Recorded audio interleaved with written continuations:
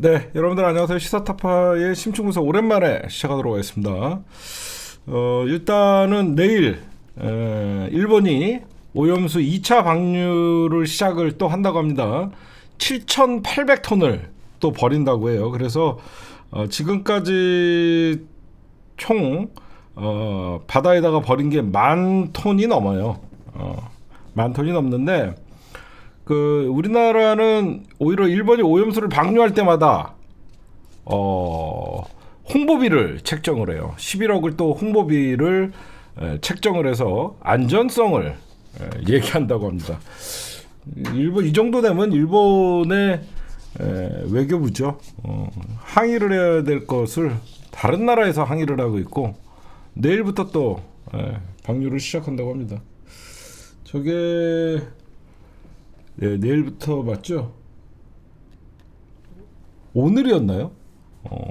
하여튼 우리나라가 돈 주고 홍보해 주는 거는 참 말 같지도 않은 거죠. 그 다음에 최근에 뉴스가 이상한 게 있었어요. 이상한 뉴스가 대북 전단 살포 어떤 거 헌재에서 위헌이었다. 그 얘기만 여러분들 들었죠. 그냥 듣고 넘어간 뉴스가 꽤 있어요. 대북전단 살포가 헌재에서 위헌 판결이 나왔다. 그래서 통일부에서는 이제는 말리지 않겠다. 그런 뉴스가 나왔는데 이거 기레기들이나 통일부가 그러니까 통일부에서 얘기하는 거를 기레기들이 헌재 결정문이라도 한번 읽어봤으면 헌재 결정문이라도 한번 읽어봤으면 그딴 그 통일부의 뉴스를 오히려 기자들이 반박을 해야 되는데 마치 헌재가 대북전단 살포가 위헌이다. 표현의 자유를 위축시키는 것이다. 라고 하면서 이제는 대북전단 살포를 아무 때나 해도 된다라는 것 같이 언론 기사에 대부분 많이 나왔죠. 이게 그런 뜻이 아니라 이게 어떤 뜻이냐면 잠깐만요.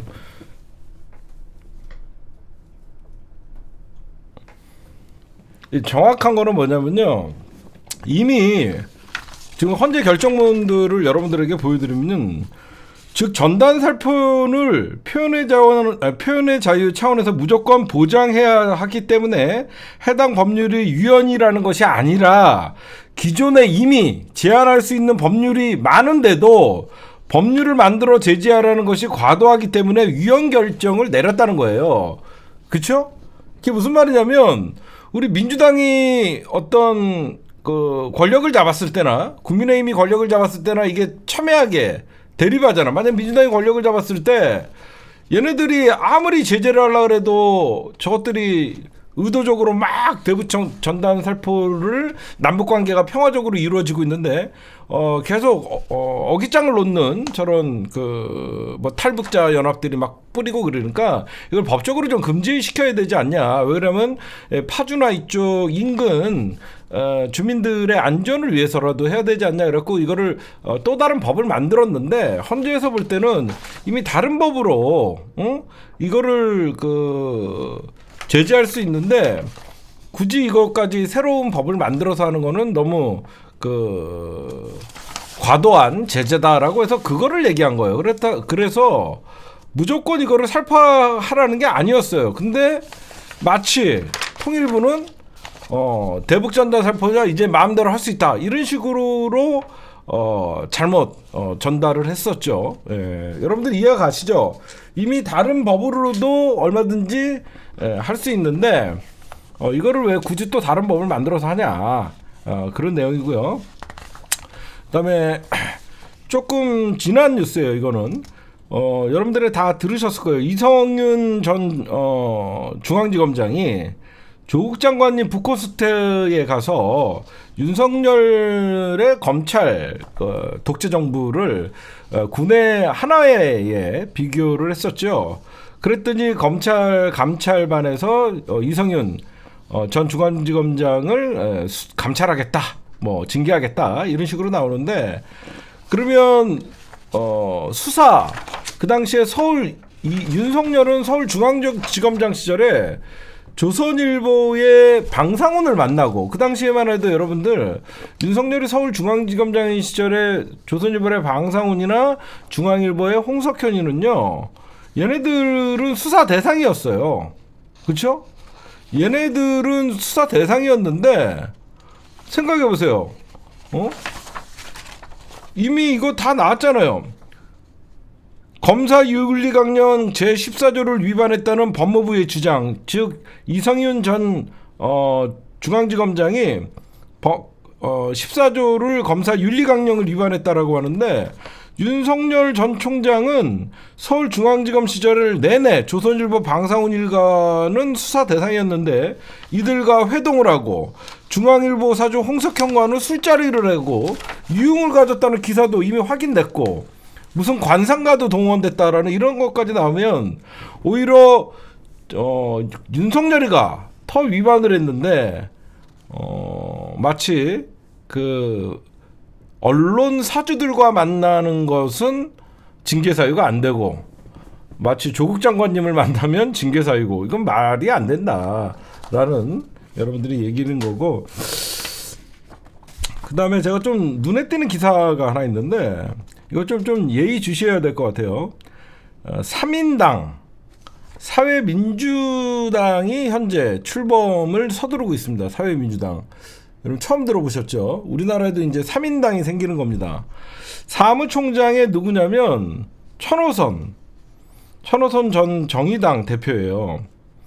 그러니까 정의당에서 떨어져 나온 사람들이에요. 이 사람들은. 그래서 정의당에서 이탈했던 새로운 진보정당을 만든다 그러면서 3인당을 만드는데, 천호성 사무총장, 정호진 공동창단준비위원장 겸 대변인, 사무부총장은 김보경 뭐 이런 사람들이 나와서 지금 보이지 않게 진보정당이라는 정당들도 지금 갈기갈기 찢어져 있어요. 그 얼마 우리나라에서 좀 민주당보다 더 좌측에 있다라는 사람들, 뭐 진보당이 있고 정의당이 있고 민중당이 있고 뭐 국민주권당 만든다 그러고 별의별 정당들이 다 있거든요. 근데 오늘 이 사진에 내가 그 확인 좀 하려고 안진걸 소장한테 전화했는데 전화를 아까 통화가 안 됐는데 안진걸 소장이 있어요. 여기 안진걸 소장이 있는 거예요, 보니까. 여기 그래서 이게 안진걸 소장이 여기에 참여를 한 건가, 응? 라고 좀 물어보려고 했는데 통화가 안 됐어요. 그래서 좀 한번 물어봐야 되겠어요.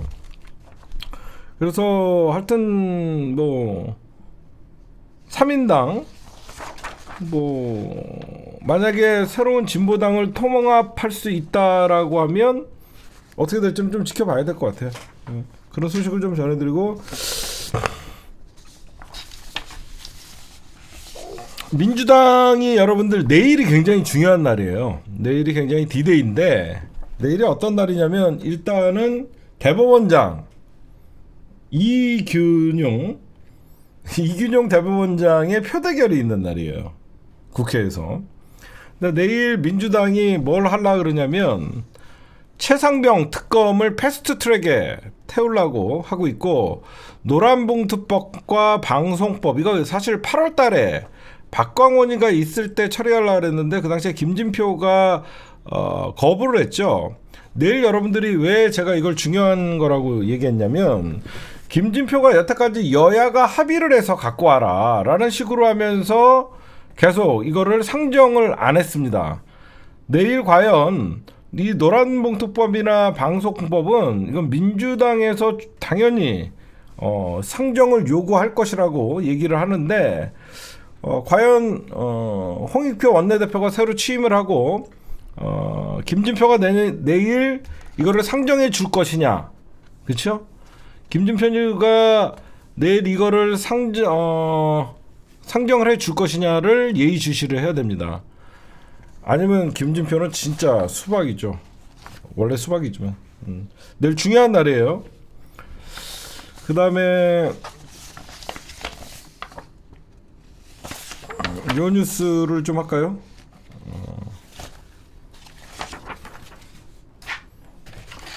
제가 좀 특이한 뉴스가 있어서 좀 봤더니, 국감이 언제냐면 이제 다음 주부터 국감이 시작되는데, 국토부에서 갑자기 뜬금없이 양평의 대안노선이 13.7% 편익이 높아서 그쪽으로 했다.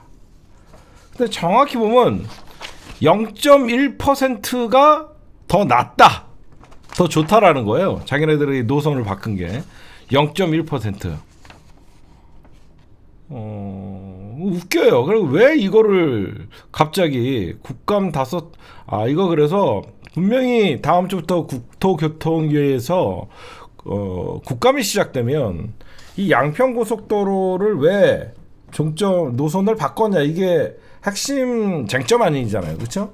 핵심적으로 이거는 여야가 부딪힐 수밖에 없는 상황이라서 미리 언론 플레이하는 거예요, 이거는. 제가 보니까, 그렇죠? 그래서 좀 웃겨요. 갑자기 0.1% 좋아졌다. 이거는 국감 앞두고 언론 플레이하는 것이다. 이거 돈 얼마나 들었겠습니까? 저 타당성 조사하고 저랬으면.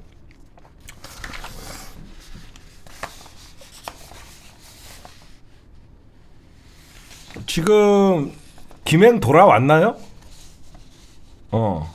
김행 돌아왔나요? 아직 안 돌아왔나요? 지금 오늘 여러분들 아직 안 왔어요? 김행 오늘 여러분들 인사청문회 보면서 기가 막히죠. 응? 인사청문회 보면서 기가 막혔죠.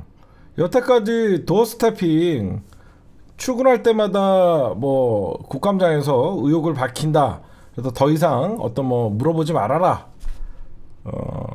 기자들에게 그런 얘기를 했거든요. 근데 오늘 아예 자료도 내지 않고 그냥 후안무치로 일관을 하고 있고, 그래서 오늘 뭐 여러 가지 의혹들이 제기되고, 사실 김행은 검찰에 고발을 해야 돼요, 얘는. 근데 여러분들, 저는 이런 생각을 했어요. 김행이 여러분들 재산이 수백억이에요, 그쵸? 응? 잘 생각해 보세요. 김행이 재산이 수백억입니다. 근데 장관 월급 해봐야 뭐 1억 2천? 뭐 물론 장관 자리니까 뭐 각종 월급 빼고도 어마어마한 뭐 이익이 있겠죠. 근데 왜 이렇게 인사청문회가 까발라지면서 자기가 세상에, 그러니까 이 장관 안 해도 오히려 먹고 살기 편하거든요. 왜 그랬을까? 그렇죠? 왜 이런 짓을 했을까? 제가 볼 때는 이거는 김건희가 배후에 있다라고 저는 볼 수밖에 없어요. 김건희가 이번에 한번 뭐 저랑 뭐 좀 해보지 않겠어요? 라고 얘기를 했다든가, 이거는 제가 알아서 저희가 뭐 통과시켜 드릴게요, 이런 확신이 없는 이상 김행 이런 자들이 수백억의 재산을 갖고 있는 사람들이 굳이 나올 필요가 없거든요. 그렇잖아요. 뭐하러 나와갖고 개망신 나갑니까? 응? 특히 오늘 제가 청문회를 좀 지켜보면서 김건희가 나오는 부분에 대해서는 발작을 하더라고요. 그렇죠? 김건희 얘기가 김건희 배우자의 어떤 친분 믿고 버티는 거 아니냐. 근데 거기서 발작을 하더라고요. 발작 버튼이 거기 있더라고요. 그렇죠? 그래서 굳이 웬만한 사람들 같으면 그냥 먹고 살만한 사람들이잖아요. 이 사람들이 장관 안 하면 못 살 사람들이 아니잖아요. 다 왜 나왔겠습니까? 그렇죠? 이 정보 믿고 나온 거예요, 내가 보면. 근데 누가 봐도 이제 실세는 김건희라고 생각한 거죠. 의혹이 쏟아지고 난리치면 웬만하면 중간에 사퇴를 하고, 제가 왜 여러분들에게 김행 정도 국민의힘에서 의혹을, 김행 스스로도 국민의힘 안에서도 김행은 좀 아니다라는 얘기들이 많이 나올 정도로 의혹이 넘치는데, 딴 때 같으면 대통령실에다가 김행은 뒤에서라도 안 될 것 같습니다라는 의혹을 전달하고 의견을 전달을 하는데, 국민의힘이 가만히 있어요. 그렇죠? 딴 때 같으면 김행은 안 될 것 같다라고 하면서 의견을 전달하거나 당의 의견을 전달하거나 그러는데, 국민의힘 입을 다물고 있어요. 그렇죠? 왜 그러나 생각을 했더니 딴 거 아닙니다, 이거는. 윤석열이 찍어 누르는 거예요. 윤석열보다 더 큰 힘, 김건희가 국민의힘에서 입 다물라고 하는 거예요 지금. 응? 그거 아니면 나올 수가 없어요. 응? 김행은 우리 개국본 우리 신임 대표님들이나 임원진들에서 이건 고발을 이건 시민단체가 고발해 줘야 돼요. 고발을 하시겠죠. 예, 상의 한번 드려보면 우리 민주공방님이나 우리 개국본 대표님들이 이거는 시민단체가 반드시 고발을 해야 됩니다. 그 다음에 윤석열이가 신원식은 아마 저는 처음에 이런 생각을 했어요. 저도 참 순진한 것 같아요. 아무리 봐도 신원식, 김행, 유인촌 이 세 명 중에 한 명은 낙마하겠지 그런 생각을 좀 했거든요. 우리의 순진한 생각이에요. 그냥 임명하려고 다 뽑은 거예요. 그렇죠? 다 임명하려고 뽑은 거예요. 그래서 신원식 같은 역사의식조차 없는 이런 뉴라이트의 친일 사관을 갖고 있는 작자들을 분명히 부적격 판정을 해갖고 올려도 지금 대통령실에서 국회에다가 청문보고서 재송부 내일까지 요청을 했어요. 임명하겠다는 거죠. 그러면 나머지 유인총, 김행도 임명하겠다는 거예요. 윤석열이가 가장 위험한 게 정치인이 아니다 보니까 그 누구의 눈치도 보지 않아요. 짐이 곧 법이에요. 그러면서 여러분들 지금 가장 애타는 사람은 누굴까요? 지금 저희가 취재를 해보니까 이균용 대법원장 후보자만 혼자 발 동동 구르고 있대요. 그게 무슨 말이냐면 과거에 문재인 대통령이 김명수 대법원장을 임명을 할 때 그때 여소야대의 상황이었어요. 민주당이 123석밖에 없었어요. 반드시 국민의힘의 어떤 그 동의를 받아야지 대법원장의 임명이 가능한 시기였어요. 그 당시에. 그래서 문재인 정부에서 어떻게 했냐면요. 그 당시에 산업통상부 장관이나 여러 장관 후보자와 대법원장 후보자가 맞물려 있었어요. 그래서 산업부 장관을 사실상 낙마시키면서 임종석 실장이 직접 국민의힘 의원들을 찾아다니면서 이번 대법원장은 좀 통과시켜달라고 하면서 정치적인 타협을 봤어요. 협상을 했었어요. 그렇죠? 근데 지금 어떠냐면 6년 전에는 그런 식으로 협치의 정치를 했었어요. 그때 여소야대니까 어쩔 수 없었죠. 근데 그때 문재인 대통령이 직접 나서서 입장문을 내고 인준 권한을 가진 국회가 사정을 두루 살펴 사법부 수장 공백이라는 초유의 사태가 벌어지지 않도록 해주시기 바란다라고 전하고 대통령이 국회를 향해 자세를 낮췄었어요. 근데 지금 들리는 소리가 내일이 어떻게 보면 국회에서 대법원장 인준안의 표대결이잖아요. 그렇죠? 내일이 표대결인데 대통령실은 나몰라라 하고 있대요. 대통령실은 나몰라라 하고 있으니까 몰라서 그러는 건지 아예 국회를 무시하는 건지 대법원 제가 가만히 생각할 때는 그 정도는 알겠지. 설마 모를까? 대법원장 후보자도 자기가 임명하면 그냥 되는 줄 아나 봐요. 응? 대법원장의 임기는 6년이에요. 응? 그래서 지금 오히려 대법원이 직접 나서갖고 4일과 5일 민주당 의원실을 찾아다녀요. 이거는 사상 진짜 초유의 사태가 벌어진 거예요. 국민의힘의 김기현이나 정당에서 나서거나 아니면 대통령실에서 직접 나서서 야당을 설득해야 되는데 그냥 임명하면 되는 줄 알고 두 손 놓고 있으니까 이균용 대법원장 후보자가 지금 스스로 입장문을 내고 10억 원 상당의 초과 비상장 주식이 재산에서 신고 누락됐다는 의혹이 있으니까 이거 처분하겠다. 응? 이거 처분하겠다라는 소리가 나오고 근데 민주당은 여러분들 보시면요. 이게 왜 이게 굉장히 잘못되어 있냐면 법원 행정처 간부들이 직접 나서서 국회 설득 작업에 들어가는 건요. 이게 굉장히 부적절한 거거든요. 응? 왜 그러냐면 법원 행정처는 사법행정을 담당하는 기관이지 이균용 후보자의 인사청문 준비기관이 아니잖아요. 그쵸? 잘 들어보시면 당연히 인사청문 준비 어떤 단이 뭐 국회를 찾아가거나 그런 거는 이해를 하겠지만 법원행정처가 민주당을 찾아가는 거는 그럼 잘못되어 있는 거잖아요. 그쵸? 법원행정처가 후보의 가결을 위해 국회 활동을 하는 것은 행정처가 부적절한 것을 하고 있는 거죠. 그래서 지금 그런 상황이에요.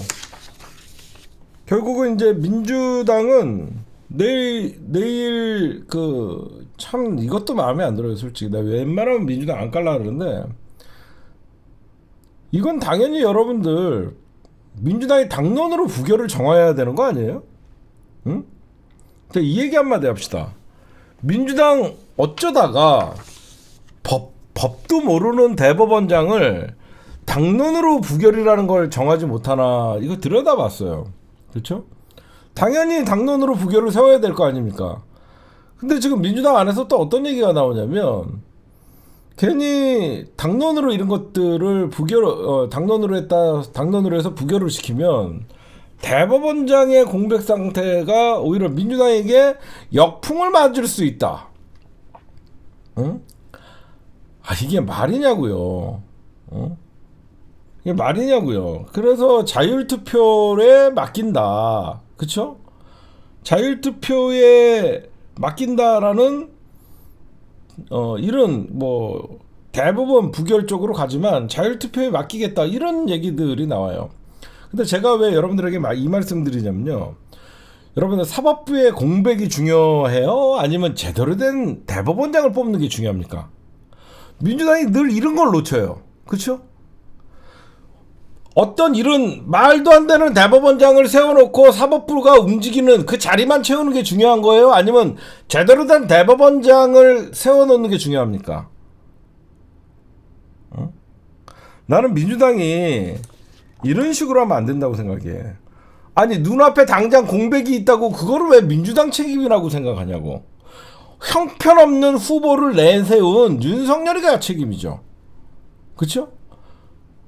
아니 형편없는 후보를 내세운 윤석열의 책임으로 돌아가야 되는 거지 사법부의 공백을 왜 민주당이 걱정을 하냐고. 제대로 된 대법원장이 더 중요한 거지 사법부의 공백은 민주당의 책임이 아니에요.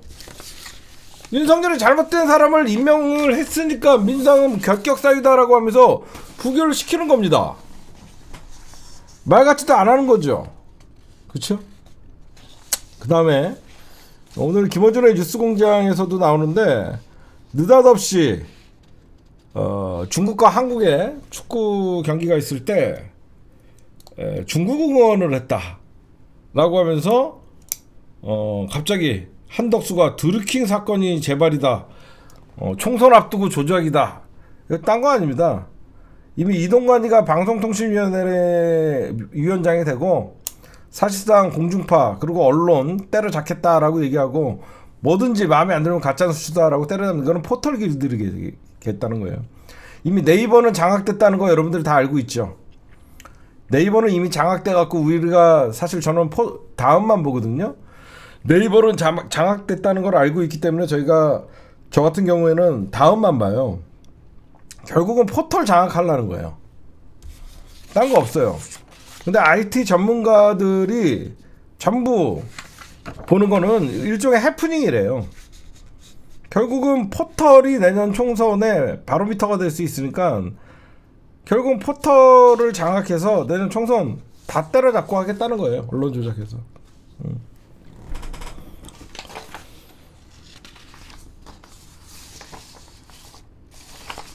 네, 지금까지 단신이었습니다. 네, 이제 본격적으로 1번 들어가도록 하겠습니다.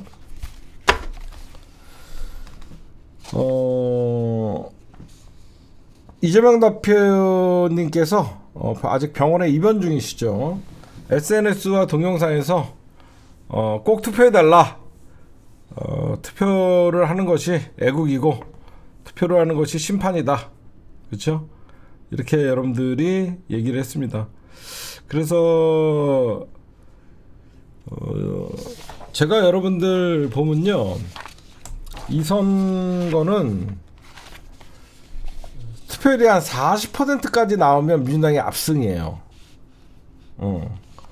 민주당이 40% 만약에 강서구청장 선거가 40%까지 나오면 민주당이 압승이고 30%를 넘기면 민주당이 그냥 그럭저럭 승리고 30% 미만 투표율이 30% 미만일 경우에는 박빙으로 봐요. 전 30% 밑으로 떨어지면 저는 박빙으로 보는데, 왜 그러냐면 아무래도 지금 집권 여당이 국민의힘이죠. 그러다 보니까 저쪽은 조직 동원 표가 많아요. 조직적으로 동원하는 표가 많아요. 조직적으로 동원하는 표가 많기 때문에 지금 이준석이가 강서구청장 선거를 18% 차이로 예상을 했어요. 이거 어디서 나오는 수치냐면요, 여러분들 우리가 2021년이었나요? 2020년 대선이었나요? 2021년 대선이었죠. 그때 우리가 지방선거에서 대패했죠. 그렇죠? 우리가 21년 6월 지방선거 대패를 했습니다. 그때 왜 대패를 했냐면요, 그때는 대통령의 지지율이 곧 지방선거의 지지율이었어요. 그래서 지금 보면요, 그 당시에 윤석열이가 지지율이 대통령 되자마자 뭐 5월 달에 취임했잖아요. 5월 달에 취임하고 6월 달에 선거가 있었어요. 지방선거가. 그때 윤석열의 지지율이 51%가 그랬어요. 51%. 윤석열의 지지율이 51% 정도 나왔었어요.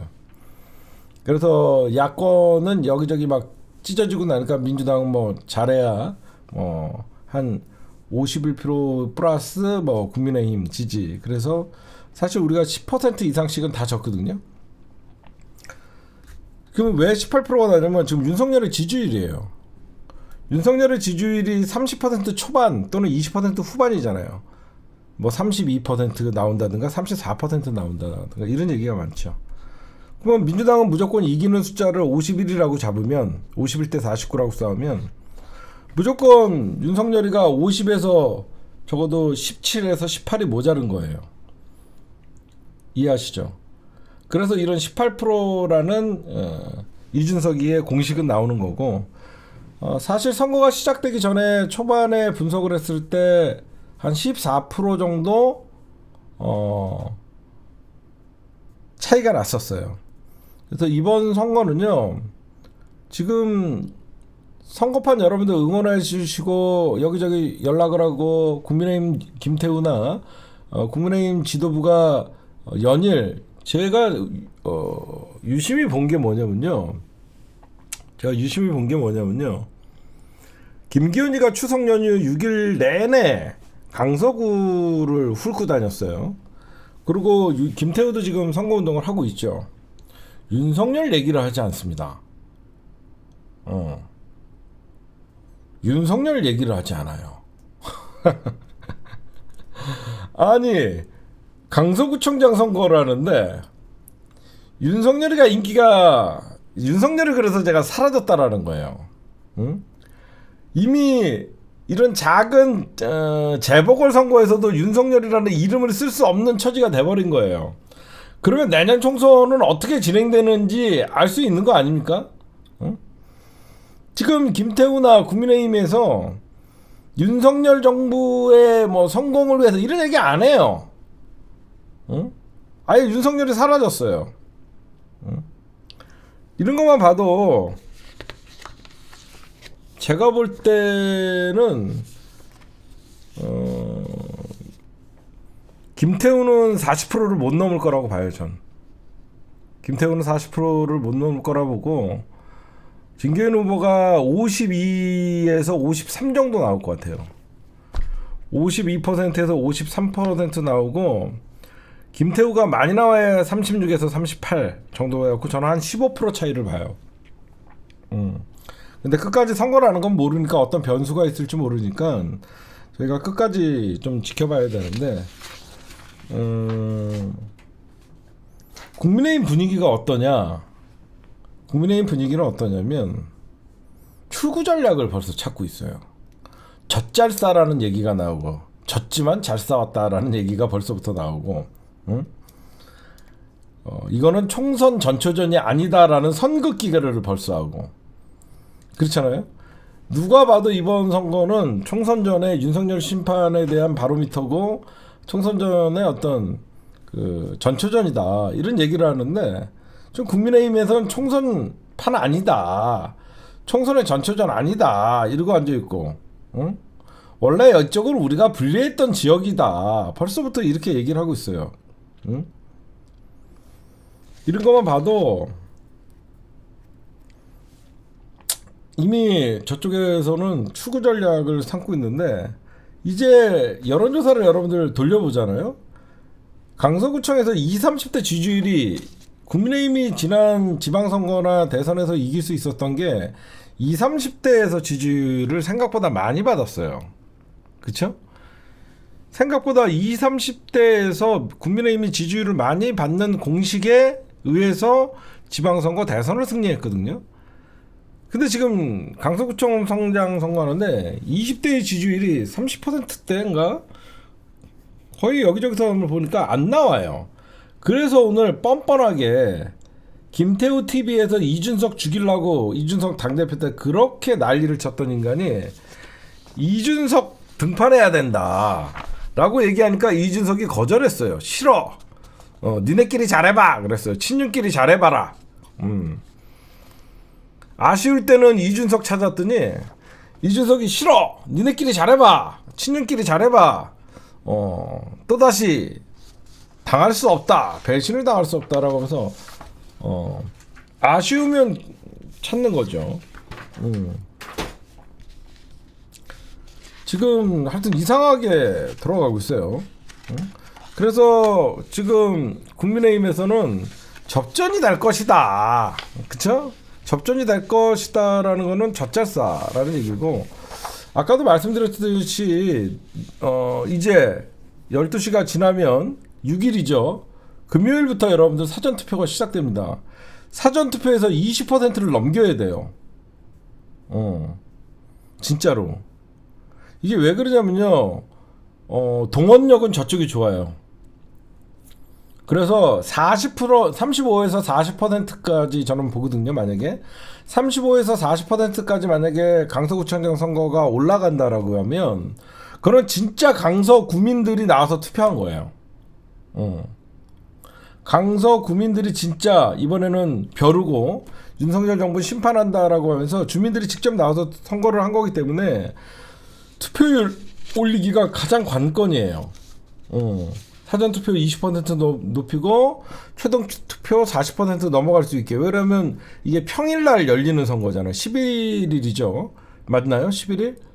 10월 11일 선거가 목요일인가 수요일이죠. 평일 수요일날 6시까지밖에 안 할 거예요. 그래서 사전투표가 굉장히 중요합니다. 그래서 민주당은 40%대를 기대를 하고 있고, 저는 무조건 40에서 45는 나와야 된다고 생각해요. 강서 구민들이 나와야 됩니다. 8시까지예요. 강서 구민들이 반드시 나와야 돼요. 그리고 여러분들 알다시피 이번 총선이 왜 중요한지는 다들 알고 계시죠?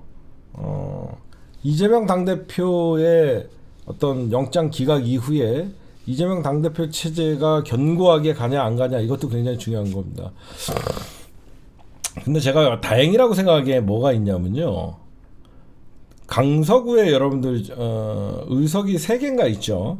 하나는 진성준 의원, 그 다음에 강선훈 의원, 그 다음에 한정혜 의원, 이렇게 3군데가 있는데, 이 강서구의 국회의원들이 전부 친명들이에요. 그 중에 만약에 윤영찬이나 조응천이나 뭐 이상민 이런 애들이 만약에 3명이 있었다 그러면 선거운동 안 할 겁니다. 그렇죠? 근데 너무너무 다행인 게 진성준, 강선우, 한정혜 이분들이 있기 때문에 민주당, 거기에 국회의원들은 민주당이 다 싹쓸이 했거든요. 그래서 이분들이 아무래도 국회의원 파워가 있잖아요.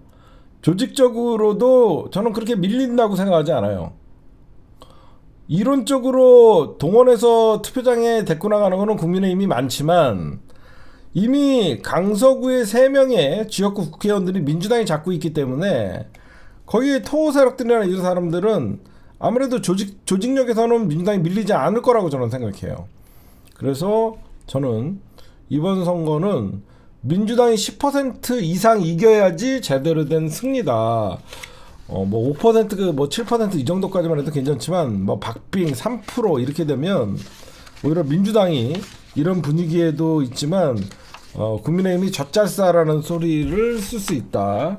여러분들이 그런 말씀드립니다.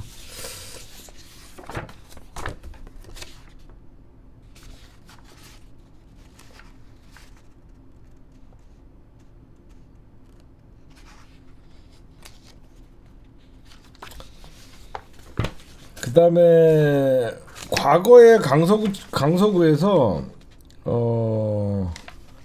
국민의힘이 김태우가 51.3%로 당선이 되고 그 당시에 민주당의 김승현 후보가 48.6%로 2.6% 졌었어요. 응? 지난 선거에서도 그렇게 윤석열이 집권하자마자 다음 달에 열린 선거였지만 그 당시에 2.6%진 선거였기 때문에 이번에는 10% 이상 저는 이길 거라고 봅니다, 여러분들. 그쵸? 지난 선거는 누가 봐도 민주당이 불리한 선거였는데 그때도 2.6%밖에 차이 안 났어요. 이번에는 제가 보면 김태우는 40%를 못 넘길 거라고 봅니다. 그 다음에 이제 그 인사청문회 그 다음에 어떤 여러 가지 이제 국조 있고 그러는데 이제 윤석열 정부랑 국민의힘에서 이제 찝찝한 게 남아 있는 거예요. 정치적으로 보면 어떤 게 찝찝한 게 남아 있냐면 애써 언론과 대통령실이 외면하고 있는 게 뭐냐면 이재명 당대표가 영수회담을 던졌잖아요. 그렇죠? 이재명 당대표가 윤석열 만나자 영수회담을 던졌는데 이거는 이재명 당대표는 던져놓고 지금 이자 받고 있는 거예요. 정확히 표현을 하면 이재명 당대표가 정치적으로 굉장히 잘한 건 뭐냐면 대답은 대통령실이 이제 공은 대통령실에 넘어갔거든요. 그래서 대통령실에서 한다 안 한다 어떻게 왜냐면 영수회담은 계속 이거는 얘기가 나올 겁니다. 지난번에도 얘기했듯이 뭐 이재명 당대표님이 다음 주면 아마 복귀를 하실 거고 이번 주말에 강서구에 어떤 등판하실 걸로 예상이 되는데 민주당의 이재명 당대표가 이 영수회담을 던지는 순간 윤석열이가 이런 낮은 지지율임에도 불구하고 야당 대표를 만나지 않는다라고 하면 단 한 번도 안 만났거든요. 그냥 불통 정치가 굳어지는 거예요. 그렇죠? 그리고 부적격자 장관들을 저렇게 청문회를 부적격으로 해도 지 마음대로 임명을 해버리고 그러면 일단 이재명 당대표께서 어떤 법원의 영장 기각 이후에 국정의 주도권을 민주당이 잡았죠. 여러분들 그런 거 느끼시죠? 이재명 당대표, 그러니까 그러니까 검찰의 영장 청구, 그 다음에 민주당의 어떤 그 당시에 국회 표대결, 그때까지만 해도 전국의 주도권을 검찰이 잡고 있었어요. 검찰이 전국의 주도권을 잡고 있었는데 영장이 기각되는 순간 대반전이 일어나서 이제 민주당이 주도권을 갖고 사실상 국정조사의 시즌이 오면서 그렇죠. 국정조사의 시즌이 오면서 민주당의 계절이 왔고 거기에 이균영 대법원장의 어떤 그 인준안도 있고 그 장관 신원식, 김행, 그 다음에 감옥행, 그 유인촌 이 3명의 어떤 장관 임명도 있기 때문에 민주당에서는 결국은 안 받으면 불통정치 달라지는 게 없다. 왜 그러냐면 여러분들 우리가 여기서 또 까먹고 있는 게 있어요. 제가 우리 시청자분들 지금 막 김행, 신원식, 그 다음에 유인촌 이런 애들 여러분들이 보시면 우리가 답답하다 그런 얘기만 하고 있죠. 저런 애를 왜 임명했냐? 왜 여러분들 왜 욕먹어야 되냐면요. 여가부 장관 왜 교체했죠? 그걸 아셔야 돼. 그냥 이상한 애에 김행을 임명했다가 아니라 쇄신을 위해서 장관을 교체한 거예요. 김현숙 장관 같은 경우에는 잼버리 파행의 책임을 지고 문책성 경질로 장관을 교체하는 거거든요. 그 다음에 여러 가지 뭐 문체부 문제나 그 다음에 그 또 국방부 문제는 최상병 사건, 문체부 문제도 있고, 그래서 결국은 이 모든 게 잼버리 파행, 최상병 사건, 그 다음에 문체부의 어떤 그 뭐 협조가 되지 않는 거, 사실 문책성 장관 교체인데 더 최악이 더 오고 있으니까 윤석열 정부가 과연 이게 문책성 인사로 한 것이냐, 응? 왜 장관을 교체하는지조차도 모르는 저런 말도 안 되는 그 인사다라고 여러분들에게 그 말씀을 드리고, 그게 가장 중요한 거예요. 그렇죠?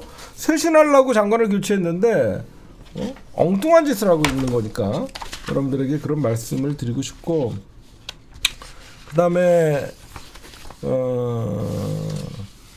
요거는 제가 제목에 안 들어갔는데 요거 좀 얘기할게요. 지금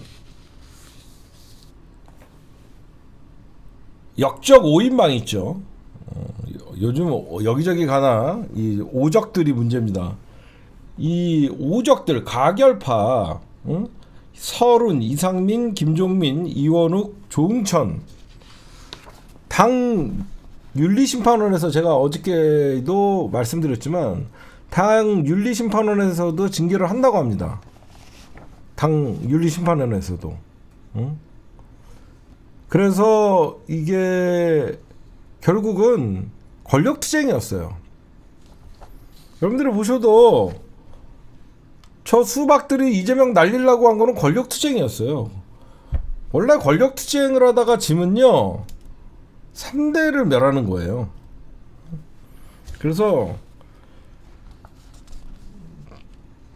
아마 별짓을 다 할 거예요. 조응천이가 법률가고 그래서 징계를 내지면 또 징계 무력, 징계 효력, 무효, 가처분 소송, 오적들이 하는 짓들이 맨날 무슨 가처분 걸고 그러잖아요. 징계력, 무력, 가처분 소송 내고 뭐 아마 난리를 칠 겁니다. 시끄럽게 하려고. 응? 근데 이재명 당대표는 통합의 메시지를 내면 돼요. 나머지는 그냥 징계위원회에서 징계하고 나서 그 다음에 공천 경선 과정에서 불이익 주면 됩니다. 딴 거 없어요. 결국 국민의힘과 손잡은 애들은 용서가 안 됩니다.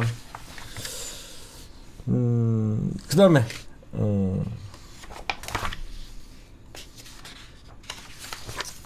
한동훈 탄핵의 딜레마, 여러 가지 얘기가 있습니다. 그렇죠? 여러 가지 얘기가 있어요. 어떤 분은 한동훈 지금 탄핵해야 된다. 저는 그 말도 일리가 있어요. 그렇죠? 보란 듯이 지금 탄핵을 해야 된다. 현재 민주당 홍익표 원내대표 입장은 국정감사 끝나고 하겠다. 그런 게 제가 알기로는 현재 민주당의 지도부의 입장은 국정감사를 끝나고 하겠다. 그런 얘기가 있어요. 근데 여러분들 잘 생각해봐요. 내가 뭘 물어보고 싶냐면, 제가 뭘 물어보고 싶냐면, 여러분들 이재명 당대표의 수사와 영장 청구는 누가 했죠? 수사와 영장 청구는 누가 했어요? 검찰이 했죠. 중앙지검에서 했잖아. 그렇죠?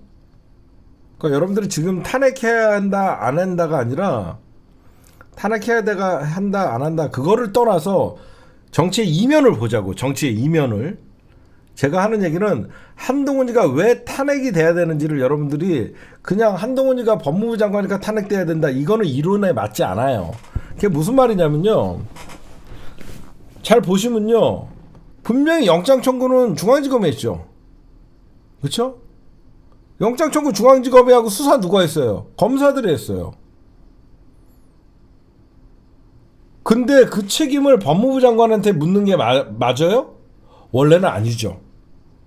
우리가 지금 너무너무 한동훈을 검사라고 생각해서 그래요. 무슨 말씀인지 아시겠어요? 원래는 법무부 장관은 검찰의 영장 청구에 법무부 장관은 책임이 없어요. 원래는 법무부 장관은 책임이 있는 자리가 아니에요.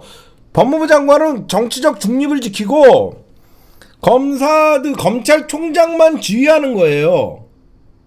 그러니까 우리가 놓치고 있는 게 뭐냐면 수사는 검사가 했어요. 영장 청구도 중앙지검에서 했으면 중앙지검장이나 검찰총장이 해야 되는데 이미 한동훈이가 스스로가 검찰총장을 자인한 거예요. 왜? 국회에서 한동훈이가 이재명 당대표에 대해서 피의사실 공표를 하면서 설명을 할 때 그건 법무부 장관의 모습이 아니었죠. 그쵸? 그건 법무부 장관의 모습이 아니었어요. 한동훈이는 이미 내가 검사들을 지휘하고 있고 내가 검찰총장 역할을 한다는 걸 스스로가 입으로 까발렸기 때문에 탄핵의 대상에 오른 거예요. 그쵸?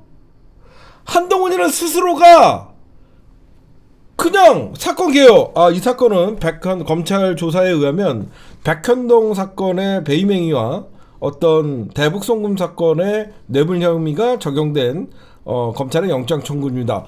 이렇게만 얘기하고 나왔으면 수사는 검사들이 했고 영장 청구도 중앙지검에서 있기 때문에 사실 법무부 장관에게 이거를 책임을 만약에 여러분들 문재인 정부였으면 검찰 윤석열 중앙지검에서 검찰총장 윤석열 중앙지검장 누구가 있었는데 법무부 장관이 추미애 장관이었어요. 검찰이 말도 안 되는 영장 청구를 할 때 추미애 장관 사퇴하라고 얘기 안 하잖아요. 그쵸? 생각을 해봐요. 그쵸? 이미 제대로 된 법무부 장관이었으면 검찰의 잘못된 영장 청구나 중앙지검에서의 행위 또는 검찰총장의 잘못된 행위는 법무부 장관이 제압을 하거나 제재를 가야 하는 건데 우리가 여기서 놓치고 있는 게 있는 거예요. 한동훈은 스스로 탄핵이 돼야 마땅한 짓거리를 지가 한 거예요. 그쵸? 한동훈은 법무부 장관으로서 해서는 안 되는 짓거리를 한 거예요. 마치 지가 수사 검사같이 피해 사실을 국회에서 공표를 하고 지가 마치 수사를 지휘하는 것 같은 누가 봐도 여러분들이 한동훈이가 국회에 나와서 국회의원들에게 사건 개요를 설명을 할 때 여러분들이 한동훈을 법무부 장관으로 봤어요? 전부 법무부 장관 겸 검찰총장으로 인식했을 거예요. 한동훈 검사로 봤지 한동훈을 윤석열 정부의 중앙지검장으로 보지 않았을 거예요. 한동훈을 아예 법무부 장관으로 보지 않았을 거예요. 그쵸? 그러니까 민주당이나 우리 지금 한동훈을 탄핵해야 된다는 사람들 자체도 이미 그게 공식화돼 있고 더욱더 웃긴 거는 민주당에서 한동훈을 탄핵한다고 하니까 국민의힘이 부정을 하질 않아요. 그쵸? 국민의힘이 부정을 하지 않아요. 원래대로 하면 국민의힘에서 법무부 장관이 무슨 책임이냐, 검사가 수사했고 중앙지검에 영장 청구했다, 왜 느닷없이 죄 없는 한동훈을 탄핵하려고 그러냐, 이렇게 싸워줘야 되는데 국민의힘이 봐도 이 사건의 주인은 한동훈이 했고 한동훈이 검찰총장이라는 걸 국민의힘도 지금 인식을 하고 있는 거예요. 그렇죠? 그렇잖아. 원래대로 하면 국민의힘이 뭐만 하면 장관 탄핵한다 그러면서 반대를 해야 되는데 이미 국민의힘도 전부 검찰의 수사나 검찰총장의 지휘를 한동훈이 다 하고 있다는 거라서 제가 말씀드리고 싶은 거는 한동훈이 탄핵을 주저할 필요가 없다라는 거예요. 그쵸? 한동훈의 탄핵을 민주당이 주저할 필요가 없다라는 거예요. 한동훈은 인사참사뿐만 아니라 스스로가 법무부 장관의 영역을 벗어나고 정치적 중립을 어겼어요. 응? 국민의힘도 인정하는 거잖아요. 정상적인 법무부 장관이었으면 검사들이 수사한 거를 왜 법무부 장관에 탄핵을 하냐라고 하면서 오히려 국민의힘이 민주당을 공격해야 되는데 국민의힘은 조용하고 있어요. 응? 그래서 여러분들이 여기서 우리가 놓치고 있는 게 민주당은 이거에 대해서 국민의힘도 반대를 못하는 과정이에요. 한동훈이 정상적인 법무부 장관의 임무를 수행했다라 그러면 한동훈은 탄핵감이 아니에요. 수사를 검사가 있기 때문에 수사를 검사들이 하고 중앙지검장에서 영장을 쳤기 때문에 사실 정상적인 법무부 장관은 검사의 수사에 개입을 안 하잖아요. 그렇죠? 근데 이거는 국민의힘도 인정하는 부분이잖아. 한동훈 책임져라라고 하니까 그렇잖아. 안 그래요? 한동훈 책임져라고 하니까 국민의힘도 뭐 별로 그냥 이재명 그렇다고 죄가 없어진 건 아니다 이렇게 받아치지 한동훈이 검사 수사에 무슨 상관이냐 이렇게 따지질 않아요. 응? 제가 지금 주장하고 있는 게 무슨 말씀인지 아시겠죠? 민주당에서 한동훈 탄핵해야 된다라고 주장하니까 원래대로 하면 국민의힘은 법무부 장관이 이 사건과 무슨 상관이냐라고 하면서 오히려 민주당을 받아쳐야 되는데 이재명 수사가 끝난 건 아니다 라고 하면서 그렇게 쉴드를 쳐. 응? 그렇기 때문에 이 사건은요 민주당이 한동훈 탄핵에 주저할 게 없어요. 근데 타이밍은 중요해요. 어떤 타이밍이 있냐면요, 일단 오늘 내일은 일단 인사청문회나 청문 보고서가 날아가죠. 민주당이 가장 적절한 타이밍을 알려드릴게요. 김행 인사청문회가 내일까지 하루가 연장됐죠. 그쵸? 그리고 이균영 대법원장의 내일 투표가 있죠. 그 다음에 신원식은 끝났죠. 윤석열이 얘네들을 임명 강행한 직후에 탄핵을 날리면 돼요. 타이밍이 좋죠. 분명히 윤석열은 10월달 안에 신원식, 김행, 유인촌, 이균영을 전부 임명을 할 거라고요. 그렇죠? 전부 임명을 할 거 아닙니까? 누가 봐도 헌법도 모르는 대법원장, 역사관도 없는 국방부 장관, 온갖 비리에 쌓인 감옥행, 거기에 과거 언제적 15년 전 유인촌 소환해갖고 블랙리스트 만들었던, 이건 뭐냐면 이 인사책임의 검증도 법무부가 하는 거거든요. 이건 법무부가 직접적인 소관이잖아요. 그러면 이재명 당대표의 수사 지휘는 부가 되는 것이고 인사 책임에 누군가는 책임을 져야죠. 이럴 때는 여러분들 어떻게 하는 거냐면요, 제가 만약에 민주당의 전략가면 먼저 한동훈에게 책임을 묻지 않습니다. 어떻게 하면 되냐면요, 내일 이균영 대법원장의 표결에서 부결이 나오잖아요. 그리고 인사청문회를 강행을 하잖아요. 윤석열을 비판해야죠. 바로 한동훈 책임져라가 아니죠. 그건 하수죠. 그렇죠? 그래도 이거 다 윤석열이가 임명한 거잖아. 민주당한테 윤석열 사과해라, 윤석열 사과하고 대국민 사과해라라고 난리를 쳐야지. 그럼 윤석열은 절대 대국민 사과 안 하잖아. 그럼 그 윤석열 다음에 책임질 사람이 누구야? 먼저 윤석열을 공격하고 그 다음에 한동훈으로 내려와야지. 그렇죠? 윤석열이 임명권자니까. 응? 윤석열이가 임명을 했으면 임명하는 순간 윤석열 국회 파행 책임 이런 부실 검증, 이 부실 검증 문제는 윤석열을 먼저 대국민 사과를 하라고 강하게 몰아붙이고 이런 자들을 추천한 자가 누구냐 하면서 한동훈으로 와야 되는 거죠. 먼저 윤석열, 왜 그러냐면 한동훈을 먼저 탄핵하자 그러면 윤석열이 빠져나가. 그렇죠? 진짜 책임은 윤석열이잖아요. 그러니까 우리가 늘 정치를 볼 때 그러니까 한동훈이를 잡으려고 그러면 더 큰 놈을 때려야 되는 거예요. 응? 한동훈이를 먼저 네가 책임지고 때려 그러면 윤석열은 면죄부를 받는 거야. 그렇잖아요.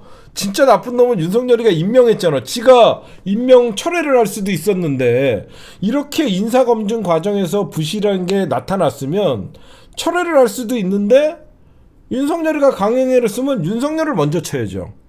임명을 한 자를 철회를 안 하고 윤석열을 먼저 치고 저따위 것들을 인사검증 제대로 못한 한동훈, 그 다음에 저런 무리한 검찰 수사에 올인하느라고 인사검증도 제대로 못했다.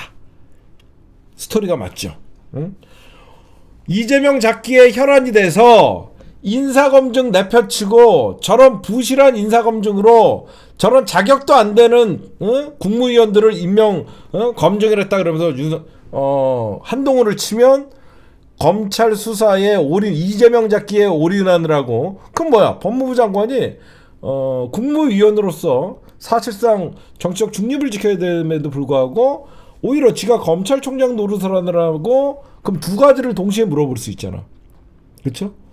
그렇잖아요.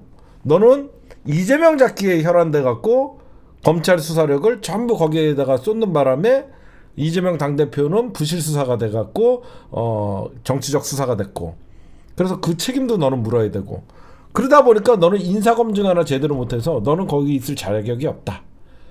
둘 다 엮을 수 있는 거예요. 그쵸?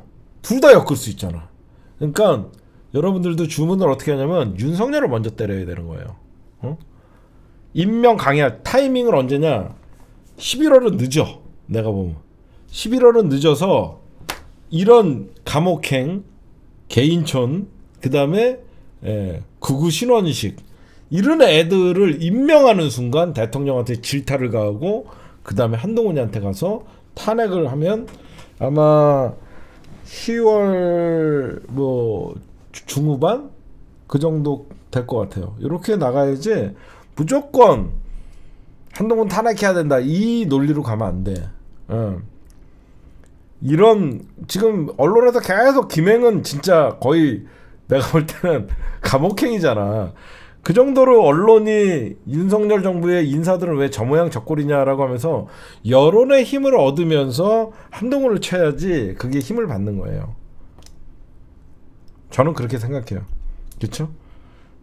지금 여러분들은 무조건 탄핵이 아니라 임명하는 순간 먼저 하루 정도는 윤석열에게 사과 요구를 하고 때리고, 그 다음에 윤석열이 분명히 사과 안 하잖아. 그 새끼 뭘 사과를 해. 개사과나 이렇게 또 갖다 주겠지. 김건희가 오빠 사과하면 뒤져. 개사과 이런 지랄할 때 그 다음에 정치적인 수사에 올인하던 법무부 장관이 인사검증 소홀했다. 둘 다 책임지고 처음에 윤석열한테 경질하라 그래야지. 그렇지? 처음에 민주당은 저런 인사참사를 일으킨 한동훈 경질하라. 안 들을 거 아니야. 뻔하잖아. 윤석열이 동훈이를 제가 어떻게 그 제 손으로 자릅니까? 동훈이 경질 안 해. 뭐든지 윤석열에게 너가 책임이다. 저런 부실한 자들을 임명한 국회에서 분명히 부결이라고 아니 그 지금 부적격이라고 얘기했음에도 불구하고 네가 임명했다. 네가 사과해라. 그리고 저런 인사검증 제대로 못한 한동훈 경질해라. 라고 얘기하면 어떻게 되죠? 안 할 거 아니에요. 그럼 국회가 나와서 그때 탄핵을 해야죠. 그러면 민주당이 그놈의 역풍 바람, 역풍 그거 두려워하지 않으면서도 자연스럽게 한동훈 탄핵 카드를 꺼낼 수 있는 거를 보여준 거예요. 왜 그러냐면 국정조사가 여러분들 처음에는 활기쳐요. 처음에는 여기저기 막 이슈가 있고 그러는데 국정조사가 한 20일 지나면요 맥 빠져요. 그렇죠?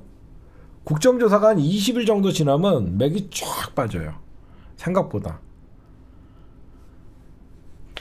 여러분들 많이 겪어봤잖아. 하반기 되면 10월 지금이야 뭐 활발하게 여기저기서 우리가 기대를 만땅하고 있지만 결국 막 중요한 거 없고 그러면 나중에 맥 빠질 때 그때 탄핵을 날려버리면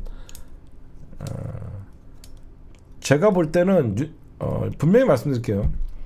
민주당은 이번에 한동훈이를 탄핵을 제가 타이밍까지 다 말씀드렸어요. 이번에 탄핵 안 하면 또 당합니다. 검찰이 영장 재청구할 거예요. 재수사를 할 겁니다. 먼저 쳐야지 검찰이 재수사를 포기하고 불구속 상태에서 기소를 할 수 있는 거예요. 검찰에게 시간을 주면 쟤네들은 또 만들어냅니다. 그렇죠? 오히려 한동훈을 잡아놔야지 검찰을 움직이지 못하는 거예요. 검찰 지금 중앙지검장이나 지금 중앙지검이나 검찰총장은 청와대가 하명이 떨어지지 않으면 무리하게 할 수가 없어요. 없는 사건을 어떻게 조작합니까? 여러분들이 지금 제 심층 분석을 많이 들은 분들은요, SNS에서 여러분들이 좀 많이 알려주시고, 물론 제 말이 진리는 아니에요. 근데 제가 그래도 오랫동안 이 정치 분석을 하면서 쌓아왔던 그런 감각으로 볼 때는요, 그렇잖아. 너무너무 임명한 다음에 윤석열을 질타를 하고 경질하라고 한동훈 얘기하고 그래도 안 할 거 뻔하니까 그때 탄핵 카드를 들면 끝까지 윤석열이 고집불통을 부려서 민주당이 국회에 힘을 보여줬다. 부적절한 인간들. 그게 가장 저는 좋은 것 같아요. 마음 같아서는, 여러분들, 제가 마음 같아서는 윤석열이 임명하잖아. 신원식, 유인촌, 그 다음에 김행 임명하잖아. 한동훈 포함해서 4명을 다 탄핵해 버리는 거야. 내 마음 같아서는 내가 만약에 민주당이 진짜 싸울 줄 아는 애들이면 윤석열이 임명하는 동시에 탄핵해 버리는 거예요. 부적격으로. 붙으려면 그렇게 붙어야 되거든, 사실. 근데 그렇게는 못하겠을 거예요, 내가 보니까. 한 방에 윤석열 임명, 국회를 무시했어, 바로 탄핵관 발의.